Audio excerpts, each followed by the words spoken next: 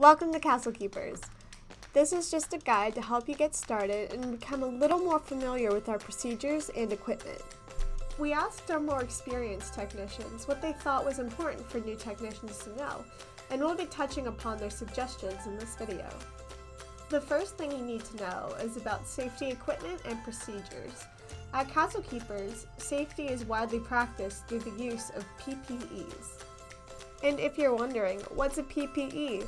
PPE stands for Personal Protective Equipment, and this includes any goggles, gloves, or accessory that creates a barrier between you, the user, and any workplace hazards such as chemicals and germs. The use of PPEs is required by OSHA, the Occupational Safety and Health Administration, so it is very important that you utilize PPEs in situations where they are necessary. We wear protective goggles whenever we dust high surfaces or clean bathrooms in order to protect our eyes from dust and splashes of chemicals. But if you wear glasses, then you don't also have to wear these goggles. We wear gloves in situations where we're cleaning bathrooms, pulling trash, making beds, or cleaning ovens. To remove disposable gloves, grab the palm of one glove and pull it off your hand, then ball it up into your gloved hand. Then, using your ungloved hand, pull off the other glove inside out. Then you can throw it away. And always remember to wash your hands every time you take off gloves. All these rules and PPEs are important in guaranteeing technician safety, so take great care to cover all these bases before you begin cleaning. The next thing you want to become familiar with here at Castle Keepers is our cleaning tools and equipment and how we use them. A caddy is a divided bucket that we keep all of our chemicals and tools in while we work. The tools and equipment we use reflect on all of us as professionals, so it is important that you keep your caddy, bottles, tools, and equipment clean. OSHA requires all chemicals to be labeled, so if the label fades or comes off the bottle, notify your supervisor so it can be fixed. A microfiber towel is a special kind of towel that helps us clean better and faster. It absorbs more water than regular towels for quick drying. It has tiny fibers that helps it scrub better than regular towels. And it makes a great dusting towel thanks to its electrostatic properties. Now there are two types of microfiber towels. The first type are the plush ones that are used for heavy-duty cleaning and drying. They come in two colors. The orange is used to clean the bathroom only, and the blue one is used for dusting and cleaning in all the other parts of the house. The thin, silky green towel is used for shining mirrors, glass, and chrome. When you leave in the morning, you should have more than enough towels to last you throughout the day. At the end of the day, it's your job to restock your mesh bag with clean towels so that you have enough for the next day. Make sure to restock your bag to the levels noted on the towel barrels. At Castle Keepers, we use a backpack vacuum that weighs about 12 pounds, which is lighter than most upright vacuums. Before using the vacuum, you first want to make sure that it's plugged into the extension cord. Next, make sure the hose is firmly seated in the hole at the top of the vacuum.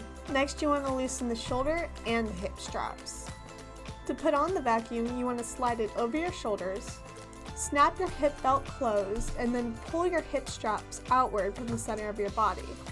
Adjust your shoulder straps by pulling directly downward. The weight of the backpack vacuum should be on your hips. Then connect the chest strap buckle and slide the strap up or down for best fit. After you're done vacuuming, in order to wrap up the cord, you first want to unplug the extension cord from the wall.